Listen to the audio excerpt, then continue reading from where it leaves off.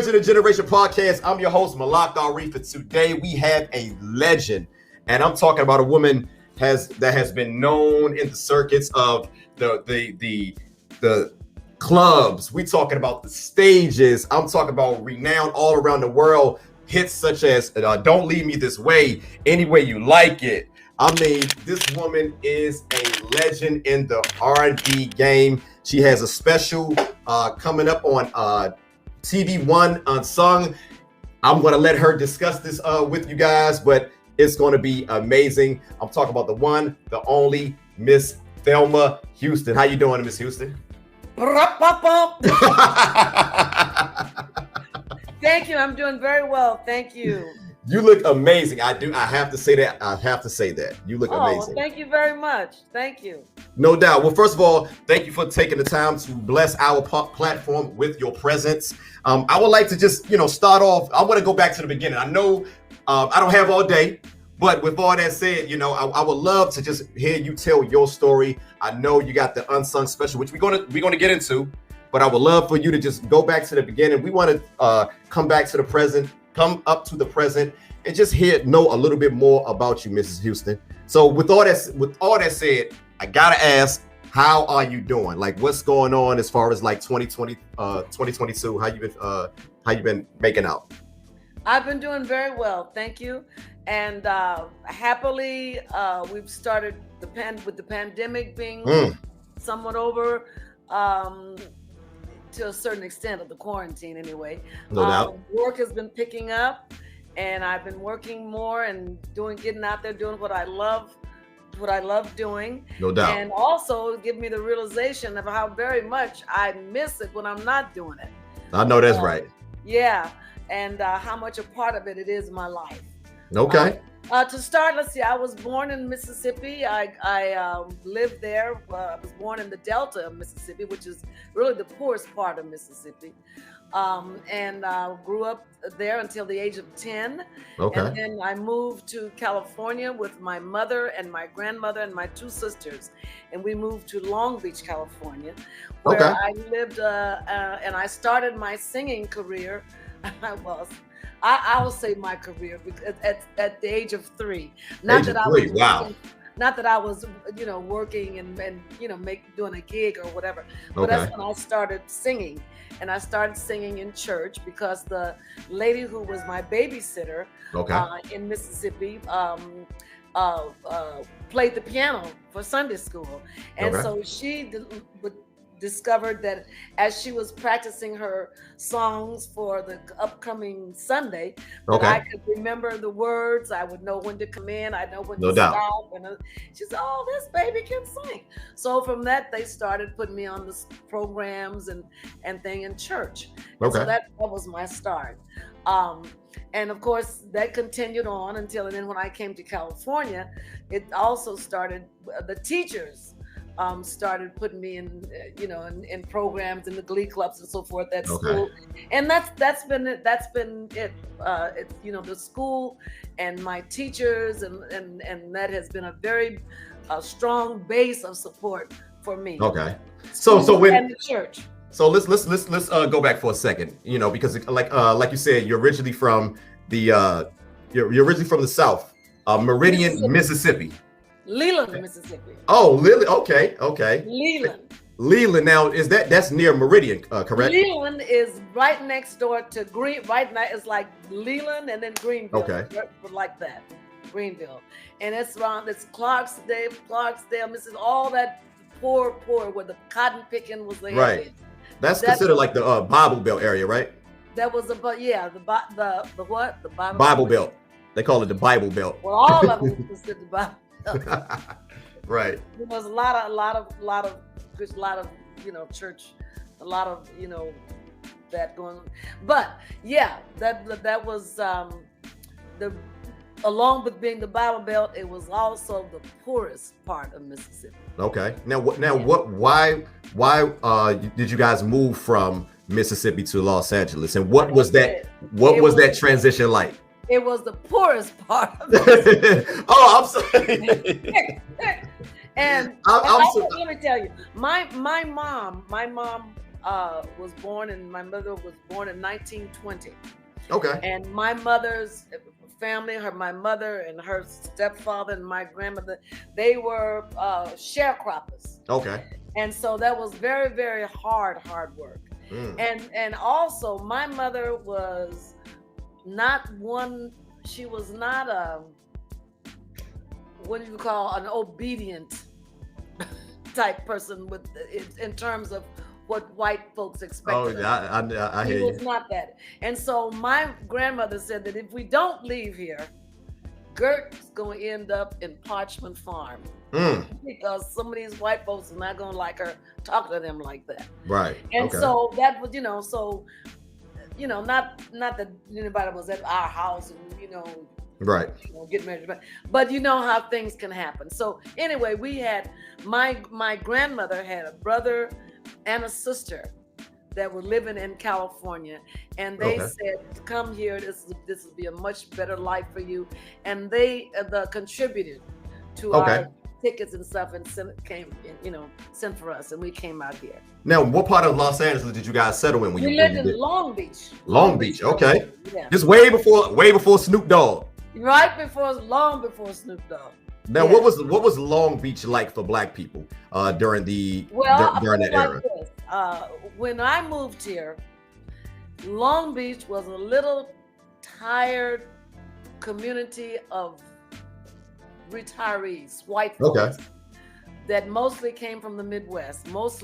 In fact, there was a joke that in the summertime, that the governor of Iowa would come to Long Beach and try to get all of the white folks to move back to Iowa because and so that's what it was, a sleepy little, retirement place. Okay. Mostly white people.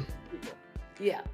And today, Long Beach, the area that I grew up in, is now Cambodian, and there's a large Hispanic population. No doubt. There's a white public. It's a very diverse. It's very diverse community now than it was then. Yeah. Okay. So I want to stay here for a second. So when did the singing bug hit, Mrs. Houston? When did you decide, like, you know what? This is something that I really enjoy. This is something I think that I can possibly go places. Did you have that confidence as a young child? How did that all come about? Well, I know that I enjoyed singing. I knew that. Okay. But the idea of doing it as a job, it was a dream way out there. Dream, which I had no idea of. Nobody in my family was doing it. Nobody that I knew was doing it. And so I didn't have anyone that I could look up and just say, oh, I'm going to do it like this particular person. Everybody that I knew that was in the business lived somewhere else. Right. You know what I mean? They were like in New York, they were in Detroit, when the Motown sound came up, or they were, anywhere, but not Long Beach. But I had, and it's so sad to me now that there's no music in schools.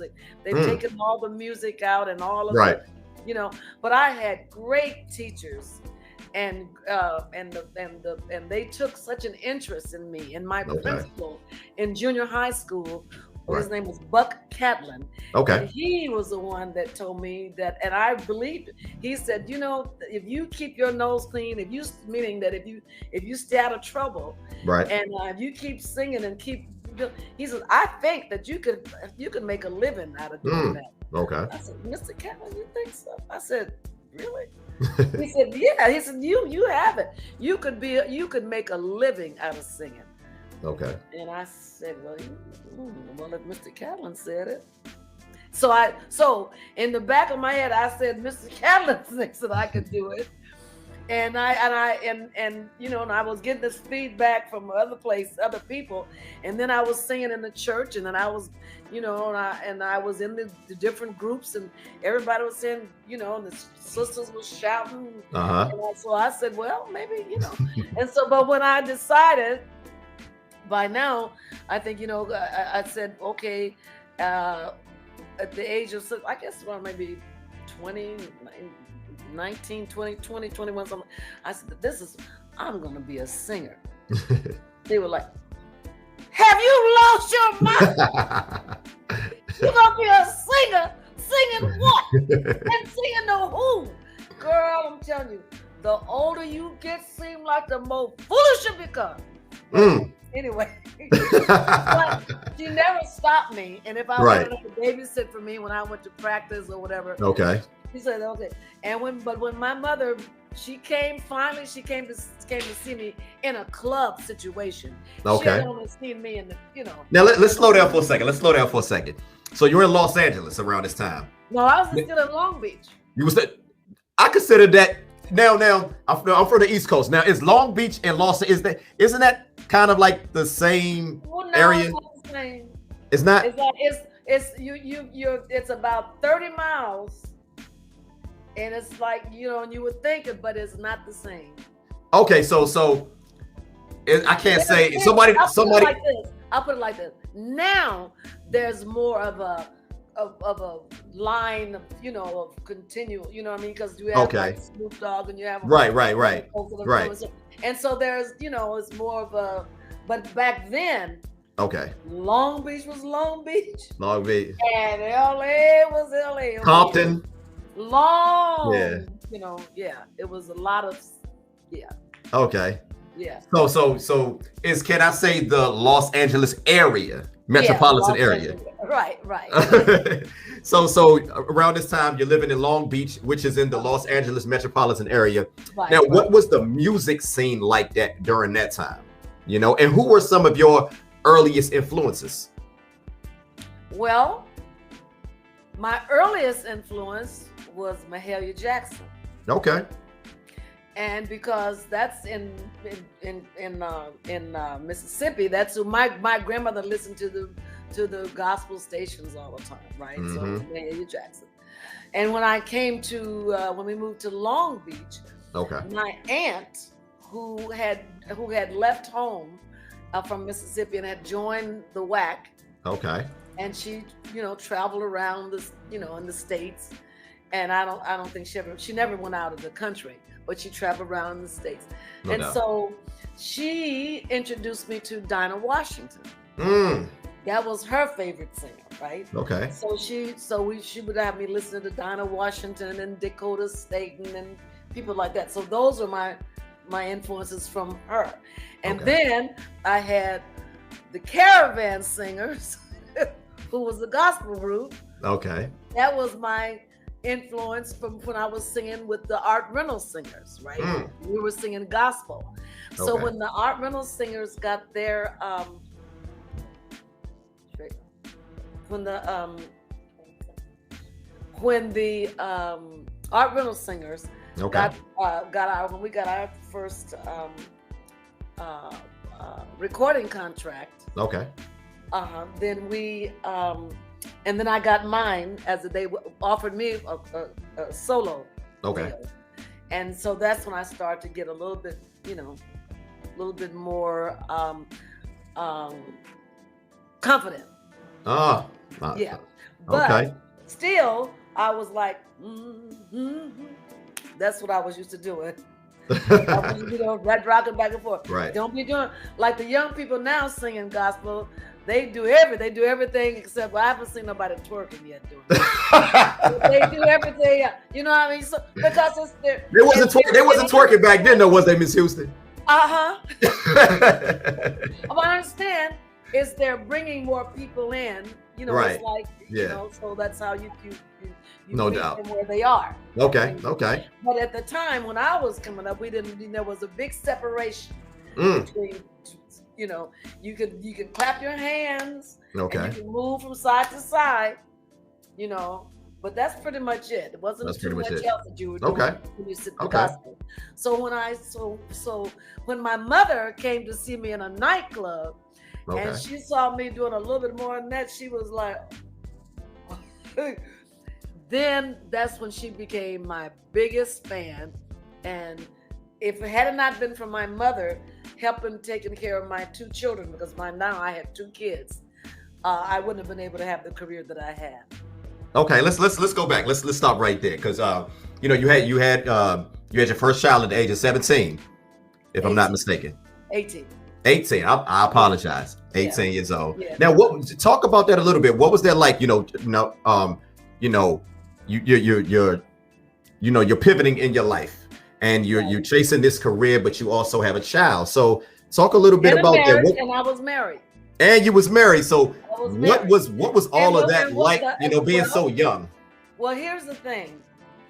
I guess the fact that when everybody finally realized, to me, it wasn't like.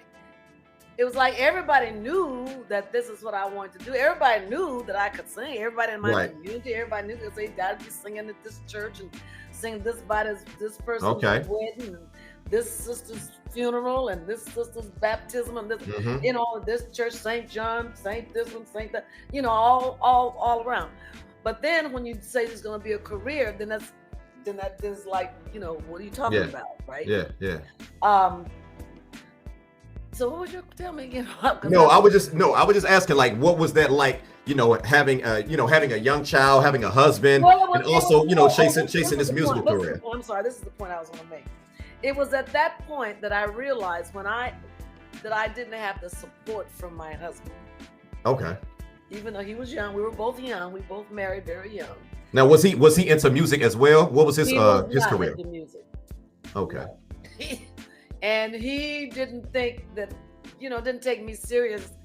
Or even if he did, he just didn't, he was not that interested. And like I said, he was young. I was 18, he was 19. So, when we got married. So what did he know? And so that was one of the deciding factors that, like, after we were together for about 5 or 6 years, that I realized that it wasn't working, because then I realized this is really something that I really want to do. Mm-hmm. So, but to me, support at that time was babysitting or your children that you're the father of. No doubt. When I went on Tuesdays to my rehearsal. Okay. That's all I was asking. And that was too hard for him to do. He couldn't do that. So I said, well, this man ain't gonna, So that's kind of then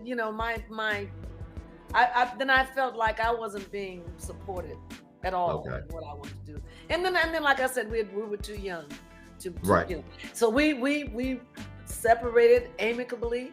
He drove me to the thing when we got our divorce. And we were the best of friends after that. Okay. That's great. That's great. That's how it should be. Yeah, that's how it should be. It really was no craziness and none of that. Beautiful. Beautiful. But then I just went on and to seek my, I guess, fame or let's start here. Let's go. So I want to know, when did you get your first break? What was your first break in the music game? Your first break in the industry? My first break came, I think, when Capitol Records wanted to offer me my own contract. Now you was 20 years old. I thought you signed a contract with you didn't sign a contract? With the Art Rental Singers. I signed a group. Signed as a group. But that was a group. Okay. But then later on, I was offered a contract. Yeah. Okay. So you had while I was still with the Art Rental Singers. So when you was Capitol Records, you had an opportunity to work with Jimmy Webb, who was, I think, around that time. But then that was after the Art Rental Singers. Okay. After I had gone out on my own, because the Art Rental Singers at that time, they were not ready to make the sacrifices that it takes. Nobody wanted to lead Art Reynolds, who was our leader and the songwriter for most of the songs. Didn't want to leave. He was like a legal secretary or something. So he didn't want to leave that good paying job to go into, like, maybe. Right? Okay. But I felt like, well, I got nothing. I want to go for it. I got you. So that's when I made the decision to leave the group. And then my first break came, one night I was working at this place called Studio One. Okay. Which was a disco. Now this is in the Los Angeles area. In the Los Angeles area. Okay. And it was a disco where celebrities belonged. It was a private discotheque. And on Sundays, they would the Studio One would give.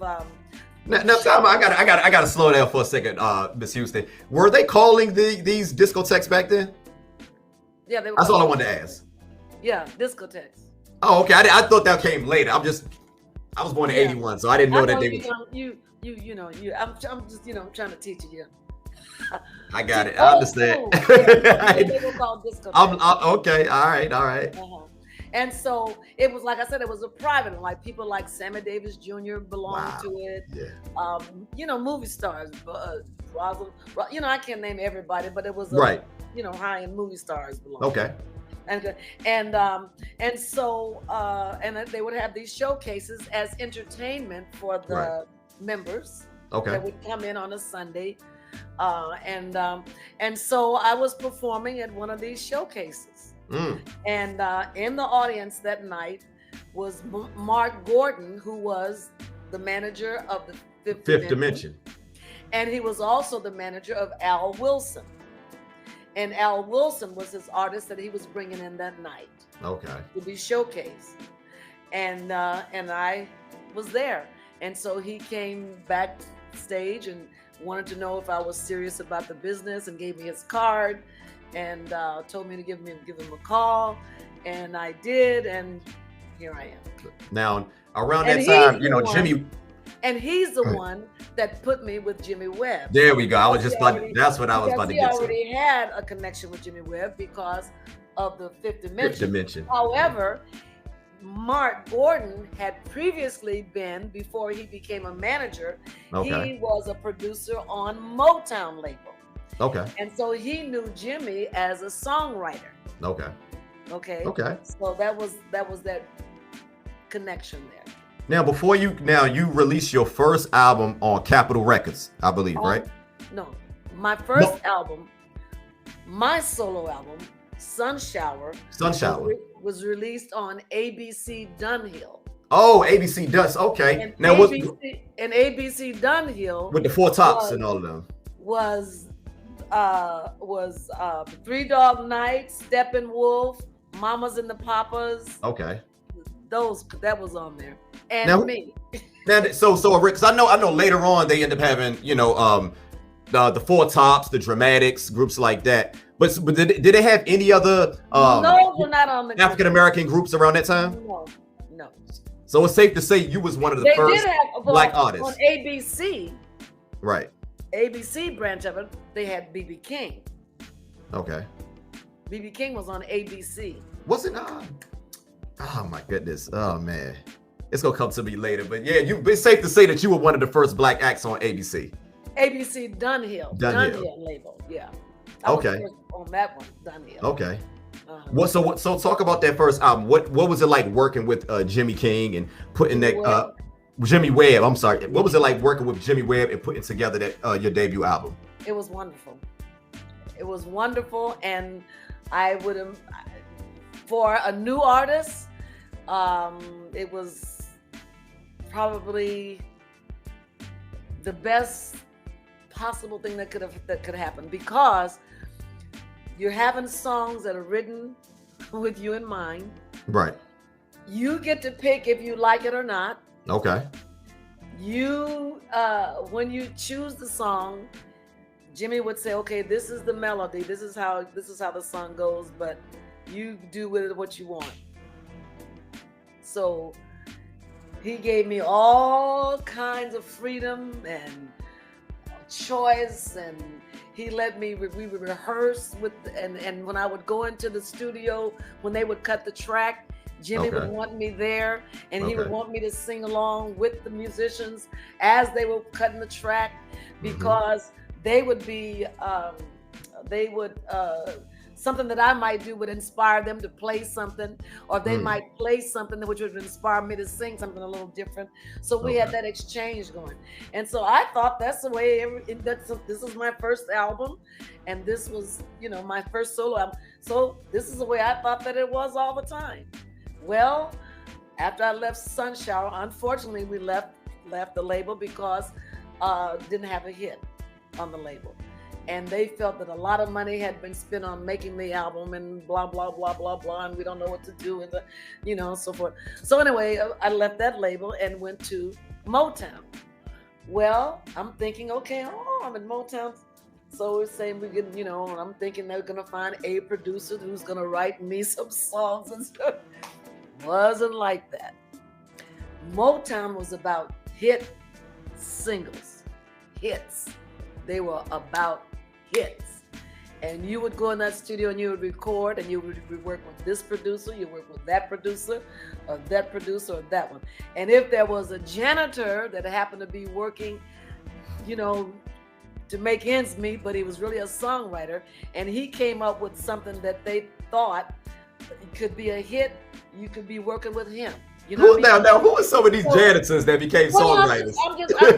I'm just kidding. I know what you mean. I'm just joking. Listen, Evelyn, did you know how Evelyn Champagne King was discovered? Now, I know she used to clean like office buildings, if I'm not mistaken. Okay. That's how she was discovered. Yeah. So you never know. You never know. You never know. But the thing is that there are people that, like Barry was smart enough to know that just because somebody is studying music and and this and that, don't necessarily mean that they know how to write a hit. So he was open.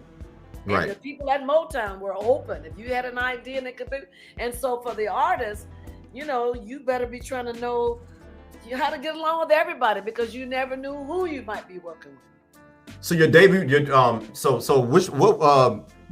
album? Let me say. Go ahead. I learned that was a good thing, because hits can come from everywhere, and I'm glad that I learned how to work with everybody. Okay. Yeah. Okay. Now, at this time, Motown was out west. They moved from Detroit. They've been out on the West Coast. West for a few years. Now, what was the difference from working at Motown opposed to working at ABC? What was the difference that you noticed? Well, that was the difference that I just said, is that Motown was singles oriented. Right. And at ABC Dunhill, Jimmy was the one that was doing the album, and I suppose if Jimmy had wanted to bring in other people, that it would have been okay, but he wanted to do the whole album himself. Okay. And I'm glad, because those are just that album is my favorite album of mine that I've ever recorded. Sunshine. Wow. Wow. That is your favorite? Wow. Yeah. I was going to say it was the Any Way You like. I thought it was the Any Way You Like It. Well, that's my hit, of course. The album, I was just listening to the entire album earlier today. I love that album. Like, I love the Sunshine album. I would say that's number 3 for me. Yeah. But it's definitely in my top 5 of Thelma Houston. It's a phenomenal album. Let's make that clear. The album is phenomenal, and it's no pushback. But your hit album. I'm sorry, I'm not just saying that because the hits. I get it. Don't think I'm just saying it because I'm biased towards the hits. No.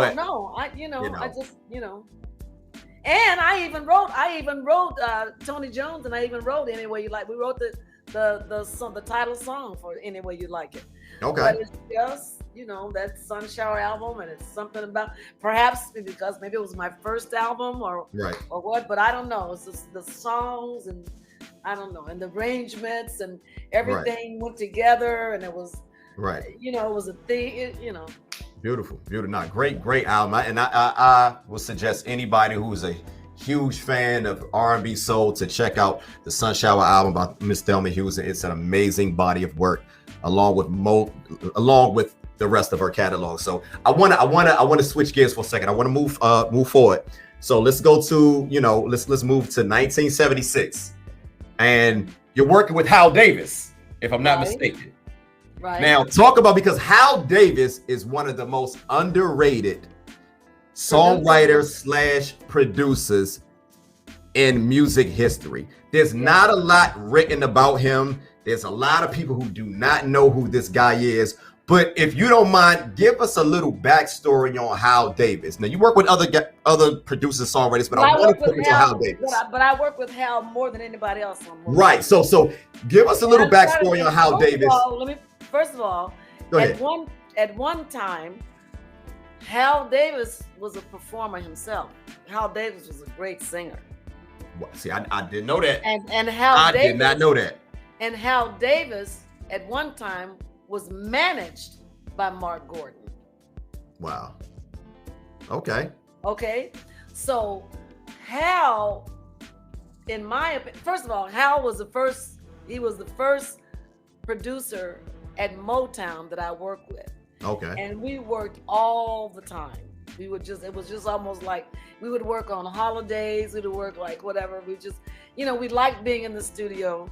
I liked working with Hal because he would like to try different things. Right. He was another one. But what do you think? You sing it the way you want. But Hal was really, really, really good at doing ad libs. He could those ad libs and come up with those like those ad libs. A lot of them and Don't Leave Me This Way. Those are Hal Davis ad lib. Ideas. Okay.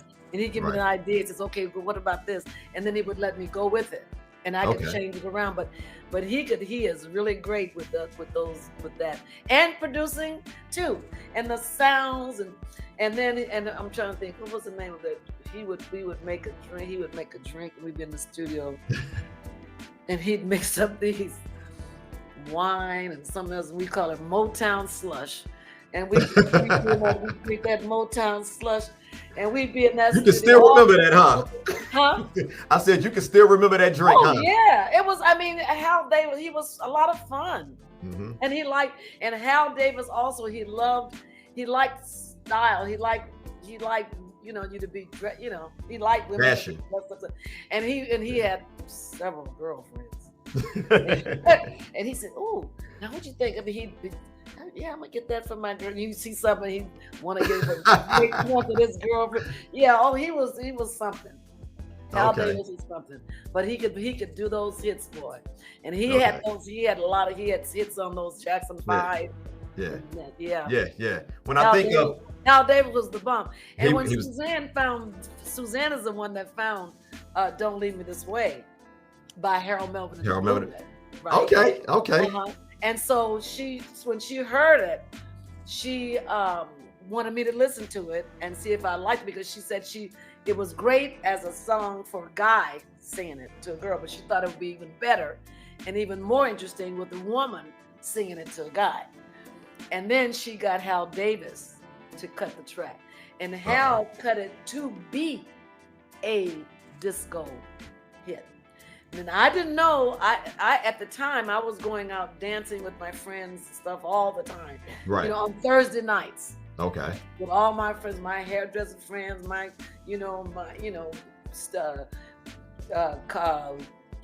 costume designers and so forth. And we would go to either the Catch One or some of these other places around and just dance all night. So I knew that the song was going to be fun to dance to.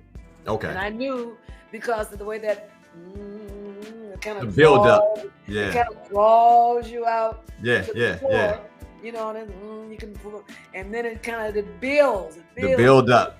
Right. Well, so that was all engineered by Hal Davis. Okay. He knew how to do it. See, he was always on top of what was going on in the streets or in the clubs and. So and he was on top of it. Yeah. So I know that year he also had a big hit with Diana Ross with the Love Hangover. Both of those, and every time to me those songs are those two songs are they're very closely associated. Whenever I think of Don't Leave Me This Way, I always think of Love Hangover. Both of them became number one hits, and they both are written by Hal Davis. So I appreciate you. Speaking on Hal Davis, because I feel like a lot of people here's another one. Do not know a lot about him. Both of those tracks would come the same night. Wow. The same night. Wow. See, that's what I'm talking about. That's what I'm talking about. I'm only sharing that with you because you know so much about Hal. I don't say it all the time because he's I love Hal Davis. I could go on and on, but I wanted to talk. He was a genius. Yeah. Mm-hmm. So when you heard "Don't Leave Me This Way" by Harold Melvin and the Blue Notes, what did you think of like their version? Because the version on that Wake Up Everybody album, it wasn't a hit. It wasn't a hit. Well, they didn't make it. It wasn't, right. And we've learned that they weren't going to release it as a single. Okay. So it wasn't designed. I don't think that it was on the album, but I don't think that they had thought of it as a hit. Okay. You know what I mean, or as an A side. A side, right? Like right. That. I don't think because they must have because I think they. Somehow, because I don't think we would have recorded had we known that they were going to do it over whatever. So, okay. Yeah. Okay. So when you find it when the song is finally cut. Who didn't? Everybody liked Harold. Everybody liked Teddy Pendergrass. Teddy Pendergrass. Right. Yeah. Who wouldn't like it? Yeah, it's a great song. It's a phenomenal song, but when most people think of "Don't Leave Me This Way," they think of your version. Your version is almost like, and nothing against Gambling Huff but your version has became the definitive version. So talk about that. Like, what is it like? To have this song eventually. This song eventually went on to be #1 on the R&B, pop, and disco charts. Yeah. That's like the trifecta. What was it like for Thelma Houston to accomplish something like that? What was that feeling like? Well, I tell you, when it gets to that point, when all that's going on, you're so busy. Right. Gearing up, doing this and doing interviews and doing that and getting ready for the show and that you really kind of miss a little bit of that. Okay. That's going on. And that is such a, I remember the feeling that I had the first time I heard it. Okay. On the radio. I had to pull over because I was so excited to hear my song on the radio. And that was like, ooh, that. And then I remember there was used to be a record store out here called Tower Records. Tower Records was huge. And I recall going in there, and I recall, when they see your name on the little Thelma, in the single section, and you see your name on it, and I would peeked over in there and to see how many of them was in there, and they were gone. Somebody, right? And then you come back and see how many later on that week. Yeah, that's what they gone. Yeah, so those little things, that was exciting. And yeah.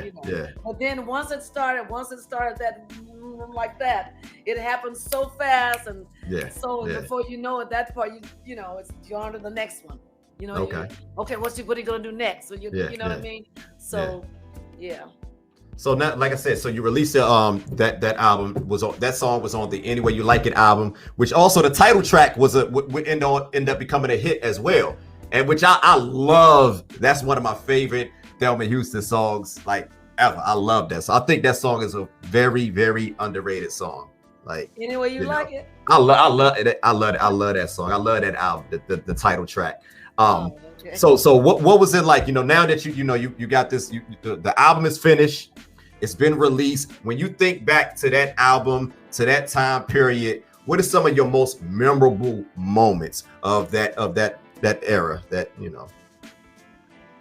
Well, my most memorable moment for that album was... It's a beautiful album cover too. I love the album cover. Well, I said... You look amazing. Look at my feet, how they look on this album. They didn't touch my feet up.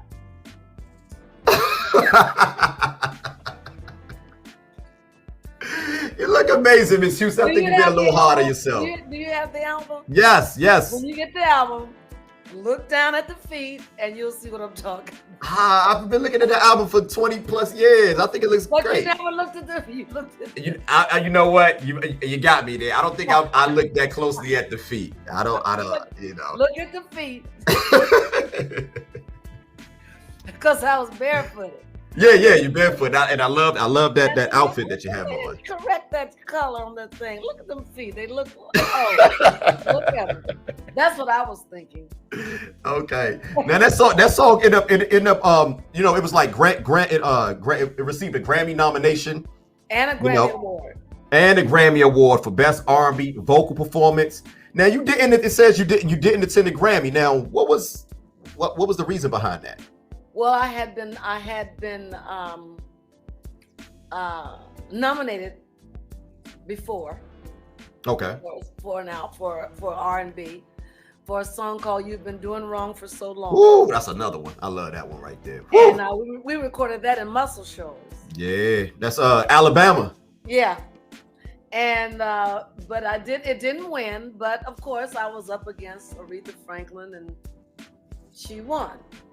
So this time, when I was "Don't Leave Me This Way" was nominated, I was up against Aretha Franklin. So I said, she'll probably, you know what I mean? I wasn't like. Now, what record was that of Aretha Franklin? Oh, I don't know. I don't remember.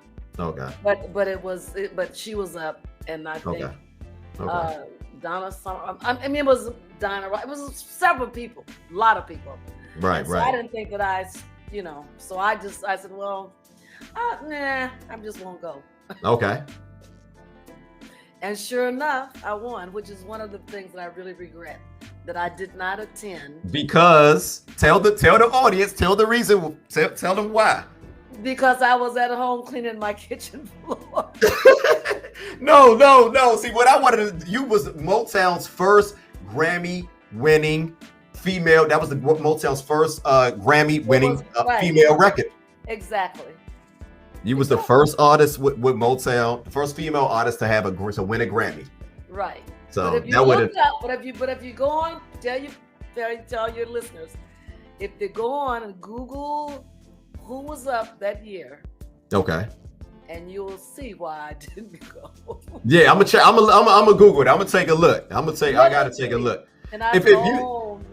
Yeah. So how was it? You know, like around this time you got Donna Summers, we got, you know, Aretha Franklin. I could go Diana Ross. What was it like to be mentioned with these legendary singers, to be surrounded by them, to be mentioned in the same breath as these singers? What was that like? And did you share any friendships with any of these phenomenal singers? Well, you know, I wouldn't say share friendships, and not that you're friendly with everyone, right? Right. But no, we didn't. I didn't. And well, I don't know. Because you and Diana Ross on the same label. It was good to be good to be nominated. Okay. Yeah. Okay. Now, how many albums did you release on Motown altogether?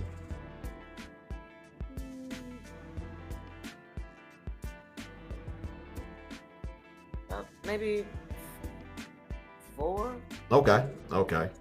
Then what was your relationship like with Berry Gordy? Good. Very good. Okay. To this day, still very good. Awesome. So now we know. So now Berry comes to my shows and. Okay. Yeah. Okay. Now when I think of like live performers, one thing I love about you really, you don't play around when it comes to these live performances. You know, you're one of the greatest live singers ever. Where did that come from? You know, like. Because I'm just so happy to be there. That's the truth. And I'm happy because I'm doing I get to make my living doing what I love doing. So. Now, if you wasn't a singer, and for me, it's never just because I did this show. I don't always feel that I'm guaranteed the next one. So I'm always excited. Somebody said, and especially if somebody have me back. I've been someplace and they have me, but ooh. Right. I know that's right. Yeah, I heard things about this business, how it can be very cutthroat. You know, it's one moment they love you, the next moment, Yeah. But one thing yeah, so it's, for me, it's just a joy. I love doing it, and I love seeing the faces. I love seeing, people having a good time. Okay. And I love the camaraderie that I have with them and with my musicians, and I enjoy it. Okay. Now, we here in 2022, and music has changed a lot since then. When you think about how the industry was back then and how it is now, what are some of the things that if you could go back, you would have done differently?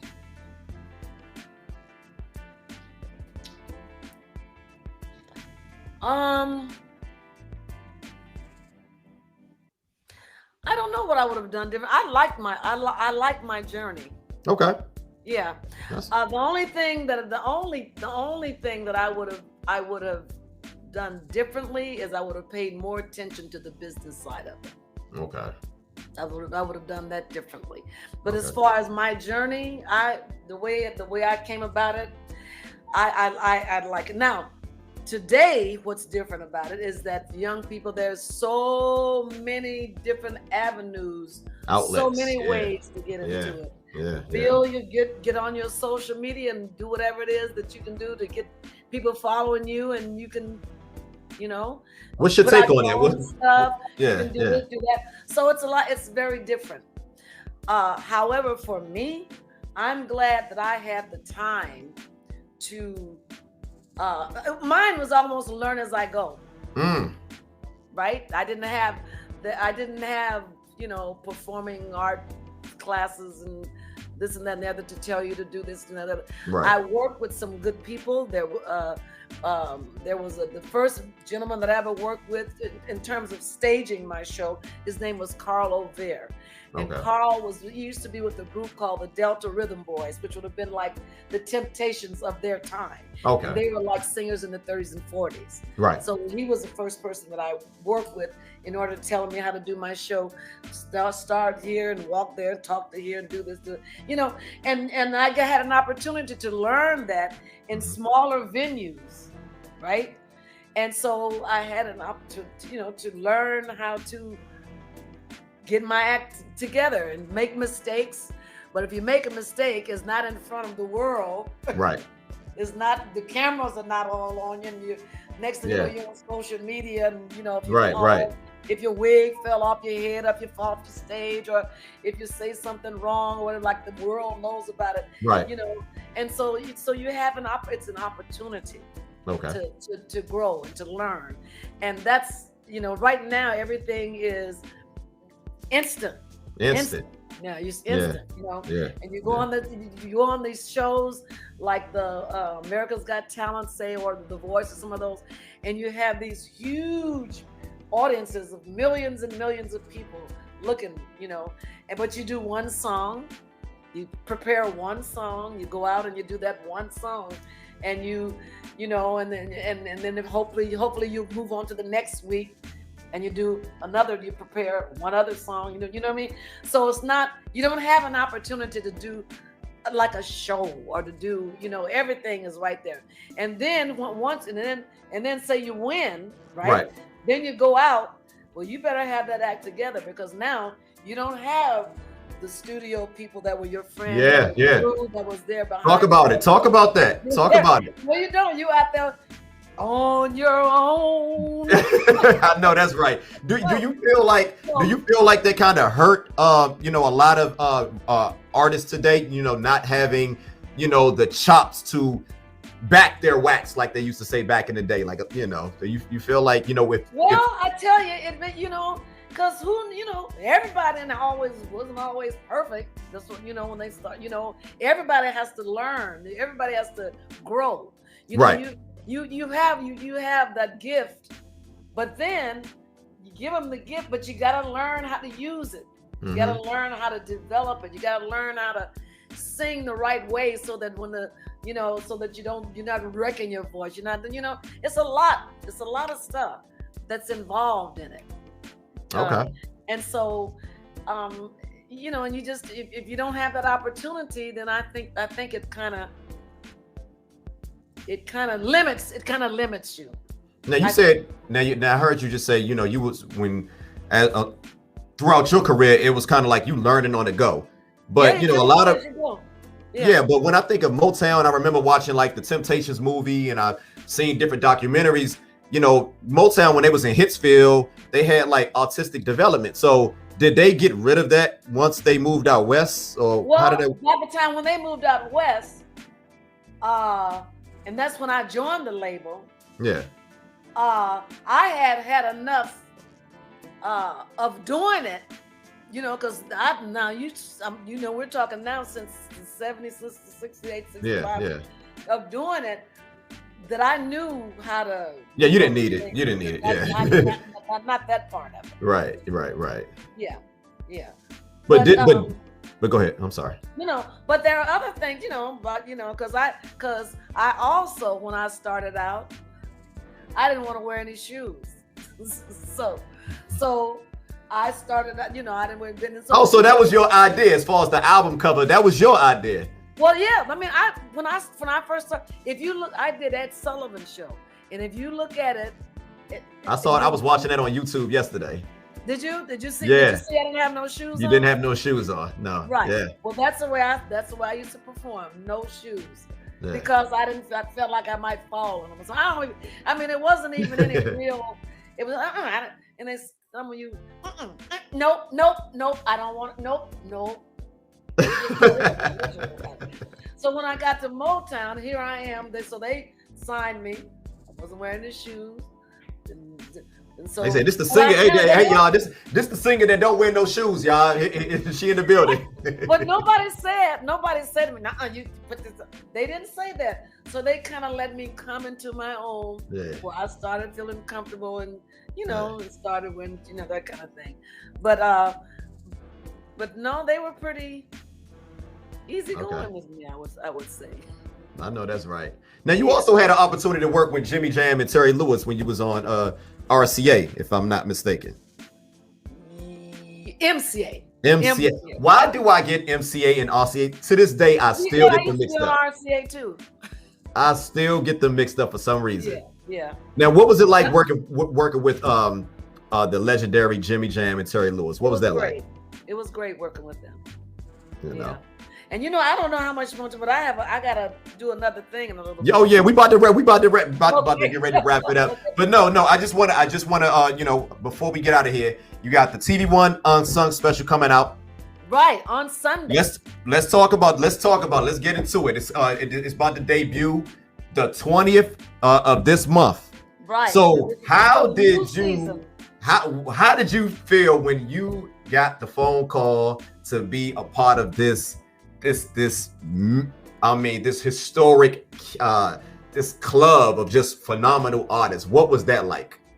Well, when my agent said, we got a call from Unsung, I said, Unsung.